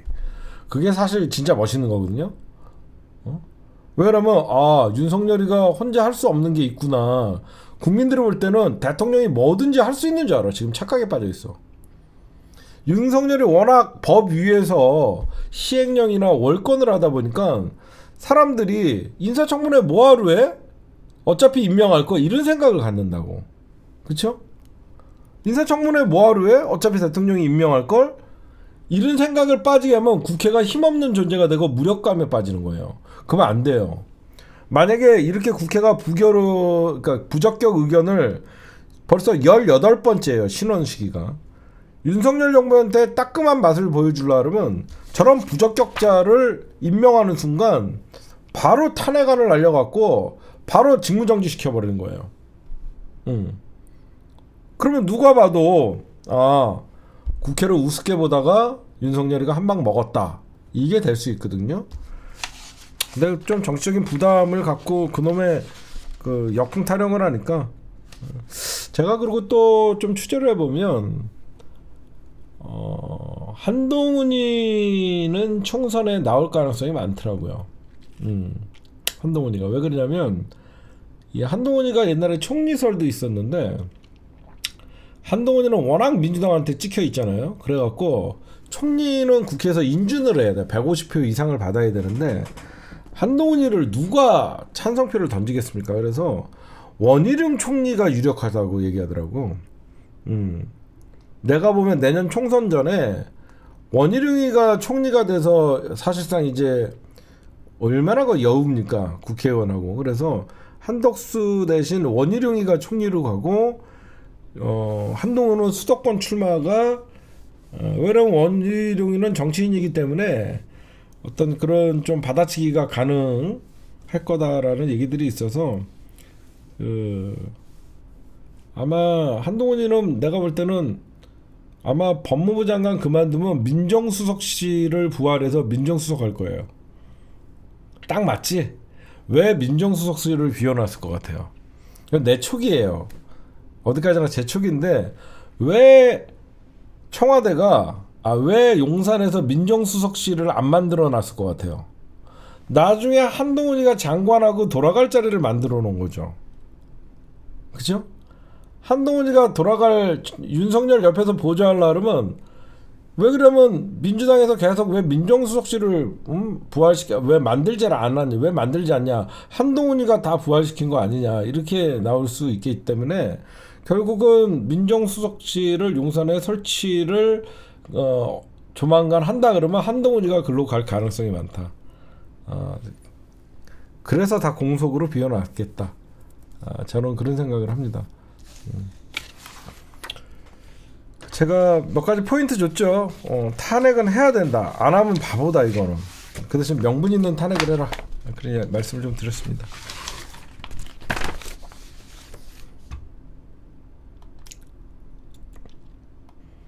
네, 여러분들 미국 공화당은 왜 하원 의장을 해임했나?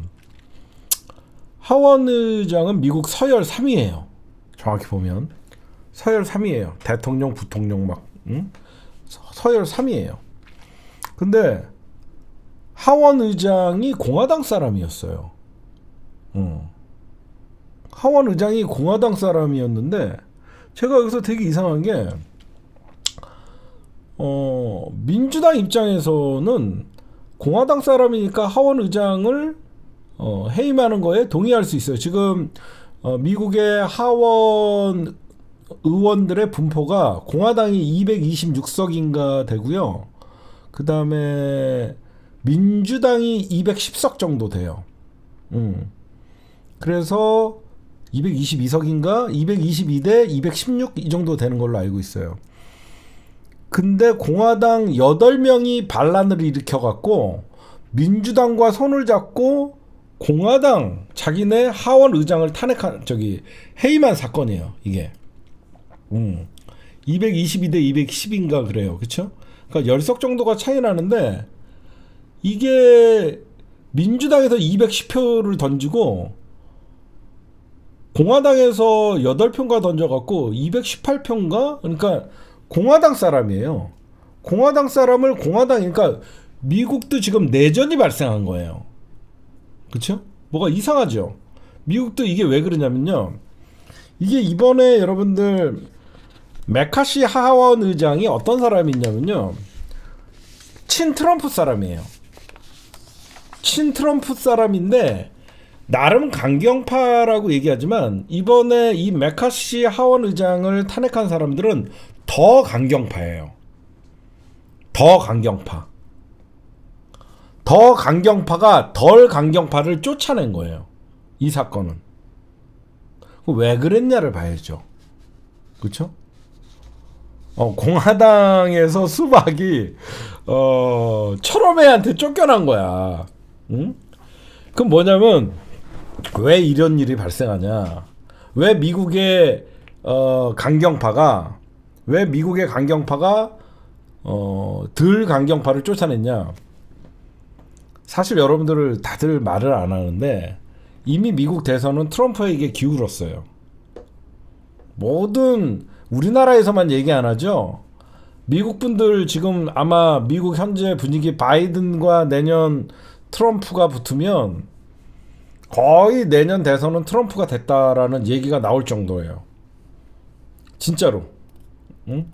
지금 여론조사나 이런 것들은 다 해봐도 지금 트럼프가 훨씬 우세하다라고 나오고 있고 실질적으로 바이든은 안 된다라고 얘기가 나오고 있습니다. 현재 그렇게 나와요. 그럼 왜 이런 초유의 사태가 났냐? 이 하원 의장이 해임되는 과정이 되게 이상해요. 응?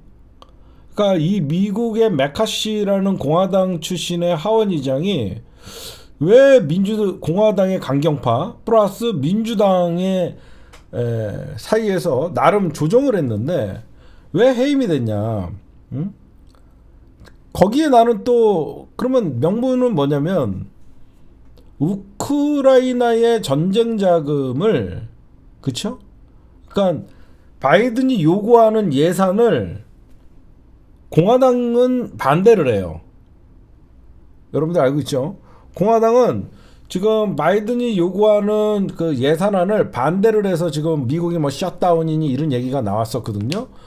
근데 어떻게 보면 민주당의 바이든인데 왜 민주당과 공화당이 손을 잡고 어떻게 보면 메카시 하원 의장은 민주당의 어떤 요구를 들어줬을 법한 사람인데 왜 민주당이 나서서 공화당과 손을 잡고 바이든을 메카시를 날렸냐? 난 그게 되게 이상해갖고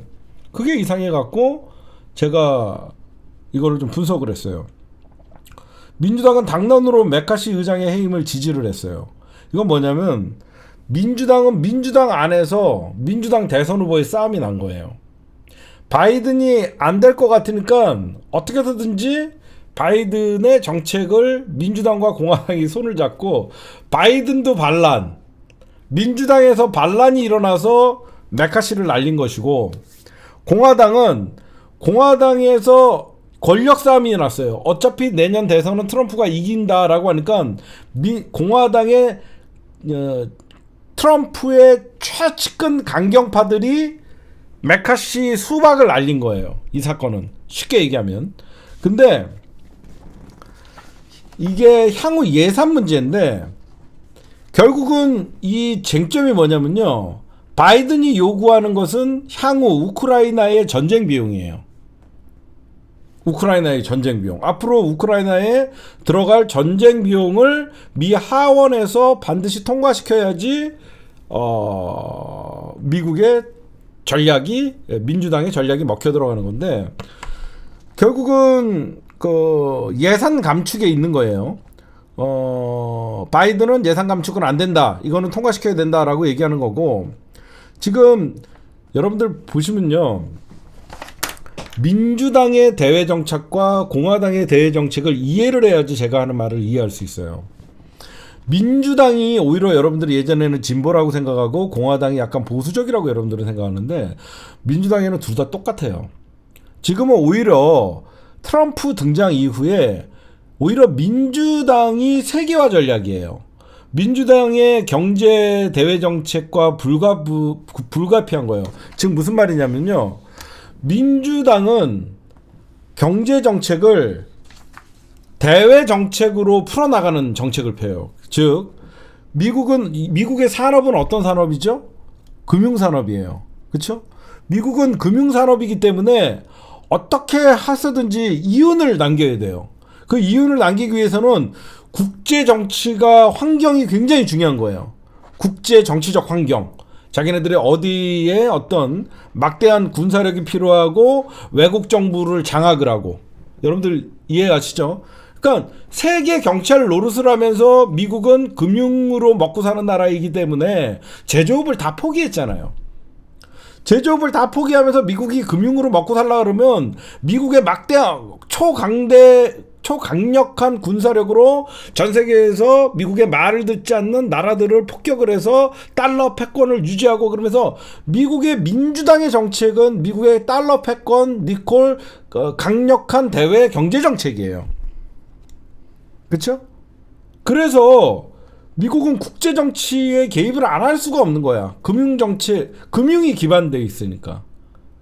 근데 트럼프의 정책은 뭐죠? 제조업을 살리는 거예요. 이게 많이 이제 180도 다르죠. 굳이 과거에는 미국이 엄청난 그 제조업들을 인건비 싼 전부 동남아시아 개발도상국들을 다 옮겼잖아. 근데 그러다 보니까 어떤 일이 발생해요? 미국의 끝없는 소득의 양극화가 점점점 벌어지고, 그래서 부의 재분배가 일어나지 않으니까 미국의 국민들은 불만이 일어나고, 그 빈틈을 노린 게 트럼프였고, 그래서 결국은 민주당은 적극적인 대외 정책을 구사하기 위해서는 군사력이 필요한 거예요. 그래서 민주당식의 적극적이고 공세적인 대외 정책도 이제 한계가 드러나는 거죠. 그 투입하는, 왜 그러냐면 그 한계가 뭐냐면, 과거에는 민주당이 어떤 대외 정책이 세계의 경찰 노릇을 하는 만큼 뽑아먹는 게 많았잖아요. 그렇죠? 예전에는 만약에 2조 달러를 어디에다가 전쟁 비용으로 쓰면 거기서 그 나라의 정부를 장악을 해갖고 거기서 빼먹는 것은 뭐 4억 불을 빼먹는다, 뭐 이런 식으로 미국이 다른 나라의 어떤 그 나라를 장악을 하고 대외 경제적으로 전 세계를 흔들어 놓고, 그쵸? 전쟁에 휘말리게 하고, 이런 식으로 민주당이 빼먹을 게 많은데, 예전같이 들어가는 돈에 비해서 미국이 빼먹을 게 그렇게 많지 않다는 거예요. 한계에 봉착한 거예요. 지금 말씀드린 게 과거의 민주당이나 공화당이나 미국의 전통적인 대외 정책이었어요.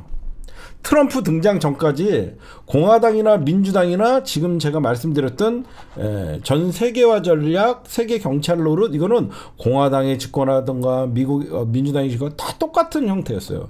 근데 트럼프가 딱 등장하고 나서 퍼스트 아메리카 정책을 펼치면서 이 민주당과의 확연한 대외 정책의 차이가 이제 벌어지기 시작한 거예요.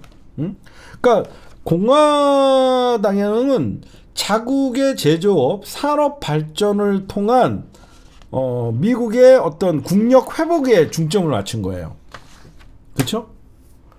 트럼프는 자국의 제조업, 산업 발전을 통한 내수의 활성화, 그 내수를 통해서 일자리가 늘어나고, 그래서 미국의 어떤 국민들이 소득이 늘어남으로써 빈부의 격차를 줄이겠다라는 사실상 트럼프의 소득주도 성장이에요.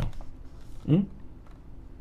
그래서 여러분들 보시면, 근데 미국이 이런 한계에서 벗어날 수 있는 유일한 방법은 빈부의 격차를 큰 폭으로 완화해서 경제의 활력을 키워나가는 것인데, 미국은 금융자본이 여러분들 지배하고 있는데 그 월가의 금융자본은 탐욕이잖아. 탐욕. 이 탐욕에 이기적인 인간들이, 자본가들이, 지네들이 망하면 망했지 자신들의 돈을 내놓지를 않죠. 그렇죠? 여기까지는 부연 설명이에요. 여기서부터 이제 핵심적인 거. 결국은 미 하원의 강경파가 하원 의장을 경질을 추진한 것은 그냥을 한 게 없겠죠. 목표가 있겠죠. 뭐냐? 우크라이나 전쟁을, 여러분들 이게 무슨 말이냐면, 내년 대선은 이미 공화당의 강경파들이 볼 때는 바이든이 압승이에요. 바이든이 압승을 하는데 어떻게 해서든지 우크라이나와 러시아의 전쟁을 어떻게 하려고 그러죠? 종식시키려고 하는 거예요. 전쟁 비용을 미국에서 하원에서 통과시키지 않고, 중요한 내용입니다. 왜 이 미 하원 메카시를 날렸냐? 메카시 하원 의장이 바이든의 전쟁 비용을 승인을 해준 거예요. 한마디로 내년에 트럼프가 대선에서 압승할 게 뻔한데 굳이 전쟁을 트럼프가 이기면 어떻게 돼요? 전쟁은 중단되죠. 트럼프가 만약에 바이든이 계속 전쟁 비용을 대주면서 전쟁이 장기화될 경우에 미 대선에서 트럼프가 이기면 어떻게 해? 트럼프는 우크라이나 전쟁 종식시킨다 그랬거든요. 그럼 어떻게 돼요? 바이든이 뒤처리를 해야 되는 거야. 응? 바이든이 뒤처리를 해야 되니까 미국의 공화당의 강경파들 입장에서는 우크라이나와 러시아의 전쟁 비용의 지출을 거부하면 미국은 올해 후반기에 우크라이나 전비를 제공할 수 없게 될 것이고, 결국은 우크라이나의 전쟁이 예상보다 빨리 끝날 수 있는 거죠. 대선 전에 끝나는 거죠. 이해가 가십니까? 우크라이나가 지금 버틸 수 있는 게 미국의 어마어마한 전쟁, 물자, 돈이 지금 들어가기 때문에 러시아와 대등하게 싸울 수 있는데, 미국의 공화당 입장에서는 빨리 전쟁을 돈줄을 막으면 전쟁이 끝난다는 거죠. 그렇죠? 전쟁이 끝나면 어떻게 되죠? 바이든의 패배가 되잖아. 첫째, 우크라이나와 러시아와의 전쟁이 결국 미국의 그러니까 돈줄을 막으면 군사력 지원이나 경제적 지원이 끊기면 전쟁은 조기 종식될 수밖에 없으면 결국은 미국이 괜히 우크라이나에 어마어마한 미국의 돈을 부었다. 그 책임론은 바이든에게 가는 거죠. 그렇죠? 공화당 입장에서는 왜 메카시 네가 바이든을 돕고 있냐라고 하면서 미국의 강경파들은 바이든을 날려버린 거야. 그래서 자기네 당 하원 의장인데 결국은 공화당이 그러니까 전쟁 비용을 대주지 않으면 내년 대통령 선거 전에 우크라이나 러시아의 전쟁이 끝나고 결국은 바이든은 엄한 곳에 발을 담궜다가 전쟁 패장이 되는 것이고, 결국은 대통령 선거에서 트럼프가 승리를 하면 우크라이나의 전쟁에 뒤처리를 할 필요가 없는 거야. 그럼 뭐냐? 내년 봄 정도에 그러니까 지금부터 돈줄을 막아버리면 내년 하반기에는 더 이상 우크라이나가 버틸 수 없으면 적당한 합의로 전쟁을 종식시키면 어떻게 되냐면 그 남은 대선 기간 동안 바이든은 전쟁 뒤처리를 해야 되는 거야. 그렇죠? 이해가 가시죠? 바이든은 전쟁을 종식시키니까 더 이상 돈이 없으니까 돈 대줄 돈이 없으니까 우크라이나와 러시아의 전쟁이 끝나. 그러면 바이든은 패장이 되고 나머지 대선 전까지는 결국은 대통령 전쟁 뒤처리를 바이든이 해야 되는 거야. 바이든이. 근데 미국에서 어차피 내년 대선 11월에 있을 내년 대선에서는 트럼프가 이길 게 뻔한데 굳이 이거를 계속 전쟁을 지속시켰다가는 바이든 정부에서 해야 될 일을 굳이 트럼프 정부에서 뒤처리를 하고 싶지 않은 거죠. 응? 결국 어떻게 되냐? 우크라이나와 러시아와의 전쟁에서 우크라이나의 패배는 곧 바이든의 대선 패배예요. 그렇죠. 그 공식이 되는 거죠. 그래서 공화당이 이번에 메카시를 해임한 것이다. 우크라이나 전쟁의 패배는 트럼프의 확실한 승리를 장담할 수 있는 계기가 되기 때문에 그렇잖아. 뭐 여태까지 쏟아 부은 돈이 얼만데 전쟁까지 깨졌냐? 그건 바이든 책임이다. 그러면 아무래도 내년에 대선에서 트럼프의 승리가 확실시 되고 있고 지금 결국은 왜 이런 일이 발생했냐? 결국은 미국 안에서도 내전이 발생한 거예요. 민주당 안에서도 내전이 발생한 것 같이 미국 국내 정치에서도 우크라이나 전쟁을 두고 내전이 발생한 거예요. 그래서 결국은 미국 정치의 주도권을 이미 트럼프가 장악을 한 거죠. 그렇죠? 트럼프가 장악했다는 거예요. 이런 공화당의 하원 의장을 민주당과 손을 잡고 날릴 수 있는 벌써 트럼프가 주도권을 내년 대선이 벌써 1년도 내년 1년 정도 남았음에도 불구하고 트럼프 측이 장악을 한 거죠. 응? 그리고 올 연말 경제는 미국이 심각하게 경기 침체를 겪을 가능성도 많고 지금 국채금리도 올라가고 있고 지금 대외 정책의 위축과 축소 그렇잖아요. 그러면 여러분들 여기서 뭐가 되냐? 이제 무슨 분석을 할 수 있냐면 미국이 왜 이렇게 한미일 군사 동맹을 서둘렀을까? 미국은 이미 더 이상 미국이 다른 나라에 돈을 더 이상 쏟아부을 수 없는 이미 셧다운이라는 얘기가 나오고 미국의 트럼프가 이미 장악한 정치 주도권이 있기 때문에 동북아 결국은 이런 불똥이 어디로 튀냐면 미국은 이제 더 이상 밖에다가 전쟁 자금이나 돈을 지출하지 않아. 그러면 가장 직격탄은 동북아시아야 지금. 그래서 미국은 한미일 체제를 구축하자고 미리 예견했을 수도 있고 만약에 미국의 대통령이 어떤 트럼프가 될 가능성이 많으면 미국이 영향력이 한반도에서 줄어들겠죠. 그렇죠? 미국의 영향력이 트럼프가 되는 순간 나는 우리나라 사람들 먹여 살리기 바빠요. 일본, 한국 너희들 알아서 하세요. 이렇게 돼버린다고요. 그러면 지금 바이든이 한반도 한미일 이 영향력보다 트럼프가 되는 순간 확연히 떨어질 수밖에 없죠. 그러면 미국에게 올인했던 우리나라는 뭐가 돼요? 바보가 되는 거예요. 그래서 왜 북한은 저렇게 강경하게 나가는 줄 아세요? 왜 북한은 우리나라랑 회담도 안 하고 미국과 회담도 안 하는 줄 아세요? 내년 대선 이후에 하겠다는 거예요. 내년 대선 이후에 북미 회담이든지 지금 미국이 여러분들 전혀 미국과 이쯤 되면 회담이나 하자 비밀리에 얘기가 오가야 되는데 북한도 이미 내년 대선에서 트럼프가 될 가능성이 많다라고 생각하기 때문에 북한도 강경하게 미국과 맞서는 거예요. 응? 그러면 우리나라는 아예 신경도 안 쓰는 거고 너 윤석열이 뭐 한미일 뭐 군사동맹 야 내년 트럼프 도란프가 되면 다 끝나. 그래서 지금 진짜 바보예요. 우리나라만 이 외교 국제 이걸 못 읽고 있는 거예요.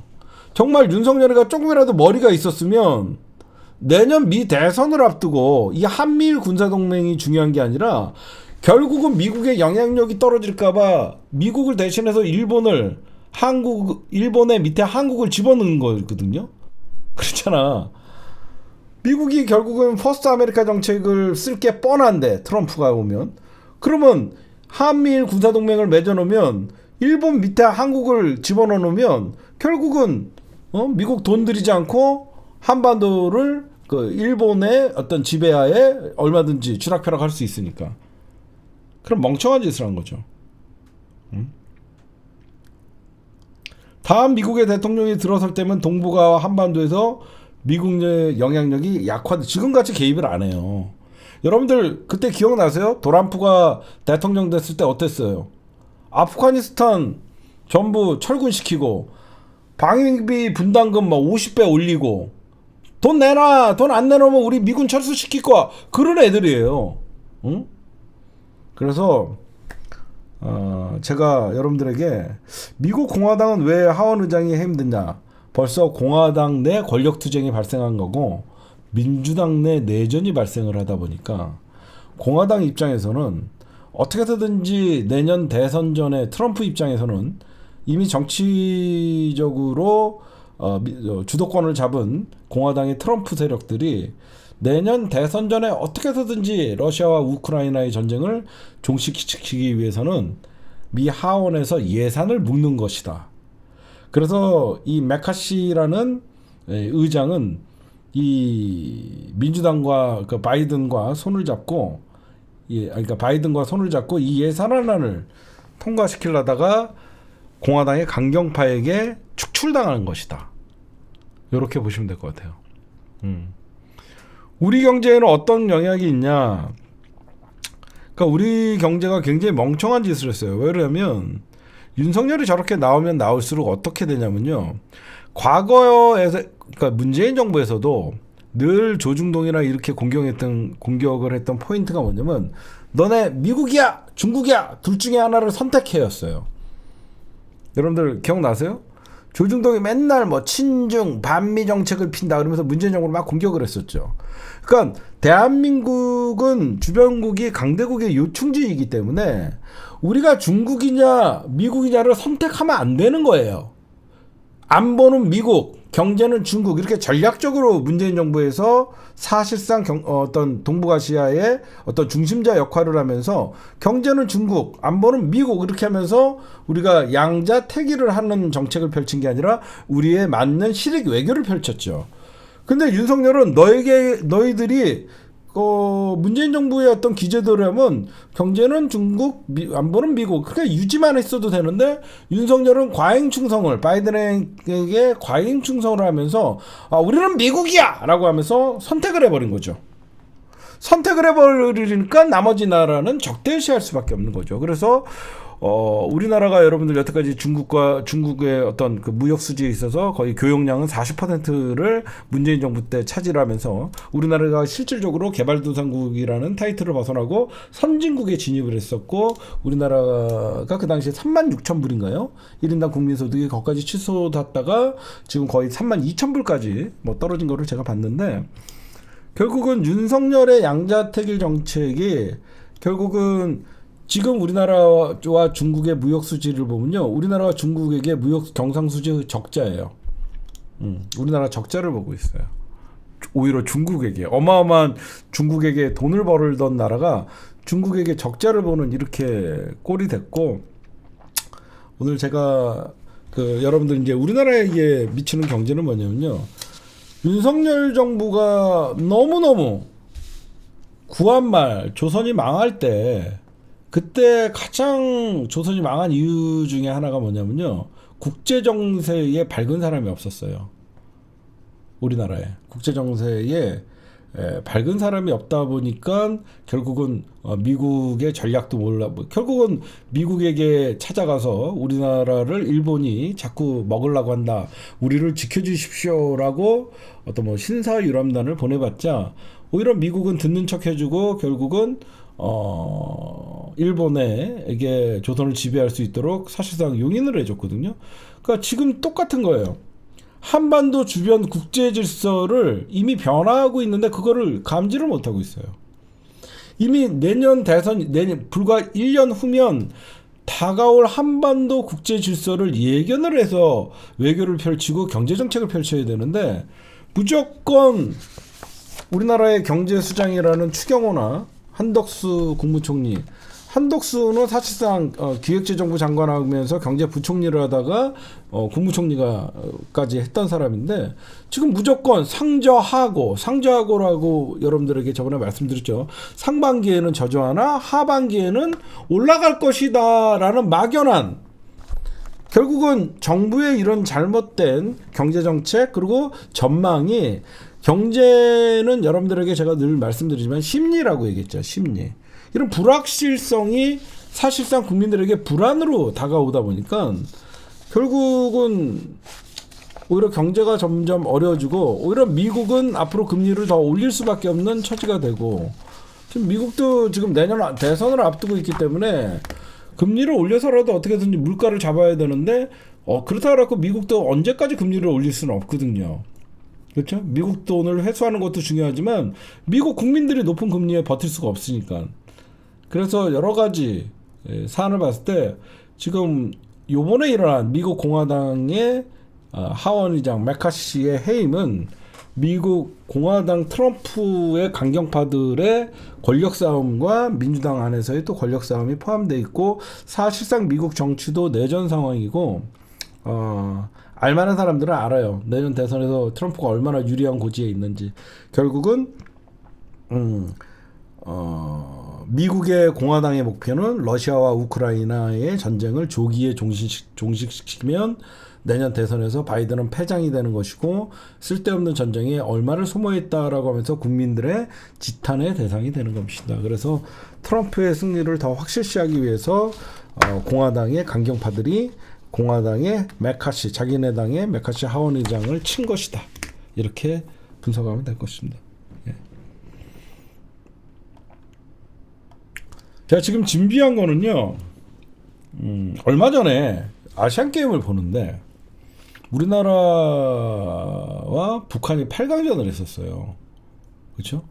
8강전을 하고 오늘 또 3, 4위전을 했거든요. 8강전을 했는데 북한에서 우리나라를 괴뢰국이라 그랬어요. 괴뢰국. 그리고 그 언론에 괴뢰국이라는 말이 나오더라고. 그래서 여러분들은 왜 북한이 우리나라를 괴뢰국이라고 얘기하나?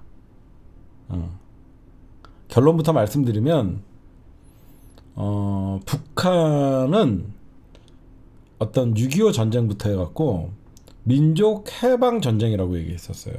한마디로 미제국주의자들에게 남한의 우리 민족주의자들이 사실상 또 다른 식민 지배를 받고 있기 때문에 우리 동포를 해방시켜야 된다라는 미명 아래 전쟁을 한 거예요. 그러니까 미국의 상대는 대한민국이 아니에요. 그러니까 북한의 상대는 대한민국이 아니라는 거예요. 북한의 상대는 미국이에요. 그래서 미국 밑에 있는 그 따까리, 그래서 괴뢰라는 얘기를 쓰는 거예요. 이해가 가세요? 지금 남한의 윤석열 정부는 미국의 하수인은 괴뢰 정부라고 생각을 해서 우리나라를 국가로 인정하지 않고 한마디로 남북 싸움이라고 생각하는 게 아니라 미국의 하수인들이라고 생각하기 때문에 남한 괴뢰라는 말을 쓰는 거예요. 그럼 여러분들에게 간단한 얘기를 좀 말씀드리면요.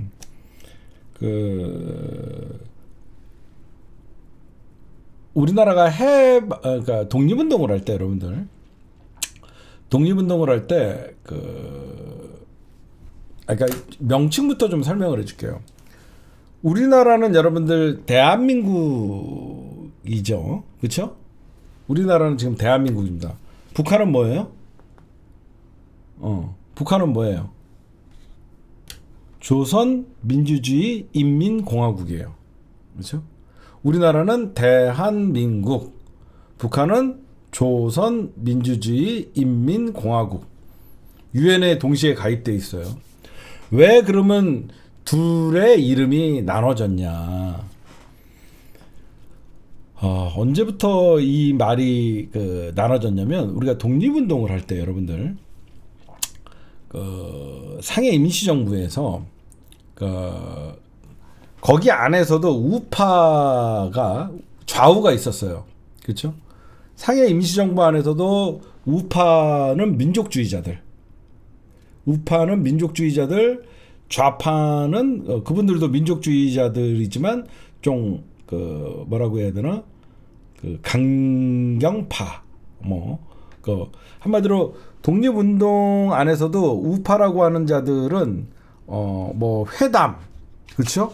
협상 이런 거를 통해서 민족의 어떤 대외 홍보 이런 거를 통해서 또 민족의 독립을 쟁취하자 그런 게 많았고, 이 좌파라고 하는 사람들은 사실상 어떤 무장 투쟁을 좀 주장했었어요. 무장 투쟁.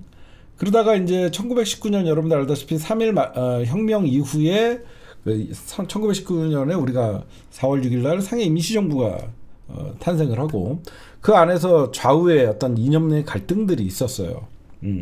무장 투쟁을 하는 것이냐 아니면 해외의 어떤 선전을 통해서 그러니까 외교로 독립을 쟁취하자, 무장 투쟁으로 독립을 쟁취하자.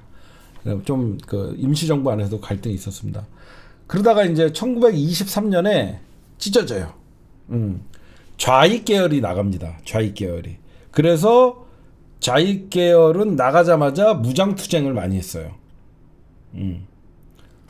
그때 우파는 진짜 우파죠. 민족주의자들이니까. 그때 1923년 그러니까 한 4년 정도 임시정부에 같이 있다가 무장 투쟁을 하면서 좌파라고 하는 사람들은 무장 투쟁을 하면서 나간 게 지금의 여러분들 아시는 뭐 홍범도 장군, 어떤 뭐 김자진 장군, 그 당시에 뭐 김일성도 독립운동을 하면서 무장 투쟁을 했던 사람들이에요. 그러면서 이 민족주의자들 중에 뭐 상해 임시정부에 남아 있었던 뭐 김구 선생님이나 뭐 이런 분들은 사실 좀 외교를 통하고 좀 뭐 투쟁을 하더라도 뭐 게릴라 전 이런 걸로 했었어요. 이제 나중에 이제 해방이 다가오면서 이제 국호를 정해야 되잖아요. 그렇죠? 근데 우리나라의 민족주의자들은 끝까지 한반도가 분리되는 걸 반대를 했죠. 그러면서 이제 사실상 남한과 북한은 소련이 점령하고 있었고 남한은 미군령으로 있었죠. 그때 이제 우리나라에 있었던 우파 세력들이 대안이라는 말을 차지합니다. 왜 대안이라는 말을 차지하냐면 우리가 대한제국의 국호를 따왔기 때문에 우리나라는 대안이라는 이름을 써야 된다. 이 한나라는 여러분들 마한 진한 여러분들 옛날에 삼한시대의 한자예요. 그래서 앞에 큰 대자를 쓰고 삼한시대의 한자를 써서 그 다음에 민국이라는 민주주의 공화국이라는 거였고 대한민국이라는 말을 썼던 거예요. 근데 이제 우리나라가 이제 1948년 여러분들 알다시피 제정헌법을 만들고 7월에 제헌절이죠. 그때 헌법을 만들고 이제 8월달에 우리가 저 이승만이가 정부를 수립하면서 전원들이 주장하는 건국절이라고 얘기하는데 우리나라는 8월 15일 날 이제 정부를 수립을 하죠. 그때 남한의 단독 정부를 수립한다라고 하니까 북한은 우리보다 좀 늦게 9월 9일 날 북한의 정부를 수립하는데 이미 좌파들은 사실상 대안이라는 국호를 우파들에게 뺏겼기 때문에 어떤 논리를 펼쳤냐면 왜 조선민주주의 인민공화국이 됐냐면 자기네들은 어떻게 보면 우리가 2조 시대 500년 동안 조선이라는 이름을 갖고 있었기 때문에 더 대중적이었어요. 사실 대한제국이라는 국호는 실질적으로 고종황제가 거의 마지막에 대한제국으로 국호를 변경을 하고 한 10년 정도밖에 못 썼죠. 근데 우리나라가 그 1892년인가요? 그 조선이라는 그 이름을 쓴 게 그때부터 이제 조선이라는 이름을 거의 500년간 썼기 때문에 그 당시 조선 민중들에게는 조선이라는 말이 더 그 귀에 익었을 거 아니에요, 그렇죠? 그래서 일본 놈들도 우리를 조생진 그랬다고요. 그래서 사실상 그 우리나라에 남아있던 그 우파 세력들은 조선이라는 말은 일본 놈들이 우리를 비하하고 사실상 4대주의 우리가 여러분들 알다시피 그 중국에게 어떤 그 국호를 뭐 왕을 승인받고 책봉을 받고 우리나라에서 사실 4대주의 국가였죠. 중국을 모시면서 조선 5왕조 500년이 지탱이 됐잖아요. 그래서 우파들 입장에서는 우리나라가 독립적인 나라가 되려면 국호를 대한민국을 해야 된다. 근데 북한의 입장에서는 우리는 조선이라는 더 대중적인 말아 그다음에 인민 민주주의 공화국이다. 여러분들 그래갖고 남한과 북한의 어떤 이 정부가 따로 생기는 바람에 사실상 이승만 정부부터는 조선이라는 말과 인민이라는 말이 금기어가 됐어요. 그렇죠? 응? 여러분들 잘 생각해 보십시오. 우리가 지금 인민이라는 말을 왜 안 쓸까요? 인민이라는 말은 되게 좋은 말이에요. 그렇죠? 인민이라는 예전부터 우리는 쭉 인민들이라는 말을 국민 대신 인민이라는 말을 썼단 말이에요. 응? 국민은 일본이 만드는 말이고 사실상 우리의 말은 인민이거든요. 근데 왜 우리가 인민이라는 말을 안 쓰고 국민이라는 말을 썼냐면 조선민주주의 인민공화국이라는 그 인민이 들어갔기 때문에 이승만 시대 때는 조선이나 인민은 금기어였어요. 북한이 쓰니까 못 쓰게 한 거죠. 그리고 여러분들 알다시피 우리는 뭐 남한이라고만 알아듣죠. 근데 대외적으로 북한을 우리는 북한이라고 부르죠. 그쵸? 북한이라는 말은 없어요, 사실. 이거는 북한이라는 말은 우리의 헌법상 북한은 우리의 영토의 일부라고 해놨기 때문에 우리 입장에서 남한과 북한을 부르는 거죠. 북조선 이런 말을 쓰지 않아요. 여러분들 알다시피 북한이 해외에 나가면 영어의 약자가 뭐냐면 DPRK예요. DPRK 봤죠? 우리는 KOR이잖아. 우리는 KOR이지만 북한은 이걸 써요. DPRK라고 써요. 이게 뭐냐면 Democracy People Republic of Korea예요. 이게 정확한 명칭이에요. 조선 민주주의 인민공화국. 그래서 우리나라가 이런 아시안 게임이나 올림픽 같은 데서 아시안 게임이나 올림픽 같은 데서 우리가 북한 사람들이라고 하면 북한은 그걸 굉장히 자존심 상해요. 북한의 입장에서는 자기네들은 북한이라고 부르면 우리가 무슨 니네 헌법에 남한의 부속 대한민국의 부속 국가 그래갖고 북쪽에 있는 우리나라 땅이라는 거거든요. 그렇죠? DPRK예요. 그래서 여러분들이 보면 Democracy Peoples 이게 P는 Peoples 그 다음에 Republic of Korea가 조선인민민주주의 공화국이다라는 그래서 북한이 항상 그렇게 항의를 해요. 우리나라는 아무렇지도 않게 북한이라는 말을 쓰지만 그건 우리 입장에서 쓰는 거예요. 그래서 우리가 아직도 그 조선 그리고 그 인민민주주의 그러니까 인민 이렇게 안 하잖아요. 하여튼 그런 것도 여러분들이 좀 아시면 재밌어요. 하여튼 그래서 여러분들이 보시면 조선민주주의 인민공화국이라는 국호는 한반도는 미국과 북한의 대결하는 공간이고 남한은 존재감이 없는 미국의 괴뢰에 불과하다가 북한의 입장이에요. 그래서 우리가 북한으로 불렀더니 니들은 미국의 괴뢰국밖에 안 된다. 남한 괴뢰 정부라고 하는 거예요. 이제 이해 가세요? 우리가 자꾸 지네들한테 북한이라고 부르니까 남한 괴뢰 정부라고 얘기하는 거예요. 왜 그러면 북한 입장에서는 미국과 싸움이라고 생각하거든요. 우리와 싸움이라고 생각 안 해요. 북한은 우리와 싸움이라고 생각하지 않아요. 미국의 괴뢰국, 미국의 따까리 이렇게 생각을 하니까. 그런 것도 있다. 예. 하여튼 제가 올림픽을 보다가 갑자기 왜 쟤네가 괴뢰라는 말을 쓰나 하면서 제가 좀 찾아보고 그러다 보니까 여러분들에게 요런 것들은 좀 알려드리면 재밌겠다 싶어갖고 좀 준비했었습니다. 예. 그쵸. 우리 동무도 그러니까 북한에서 쓰는 말은 전부 금겨야. 북한에서 쓰는 말은 전부 금겨야. 그래서 사실 예전에 처음에 해방 이후에 조선일보도 문제가 됐었어. 조선일보도 못 쓰게 했었어. 처음에 조선일보도 못 쓰게 했는데 조선일보는 일제 때부터 사용했던 말이다 라고 하면서 조선이면 어떻고 한국이면 어떠냐 그러면서 이승만이가 방어해줬어. 그래서 조선일보는 사실상 일제 때부터 썼다라고 하면서 이승만이가 아무렇지도 않게 넘겨줘서 조선일보는 통과된 거야.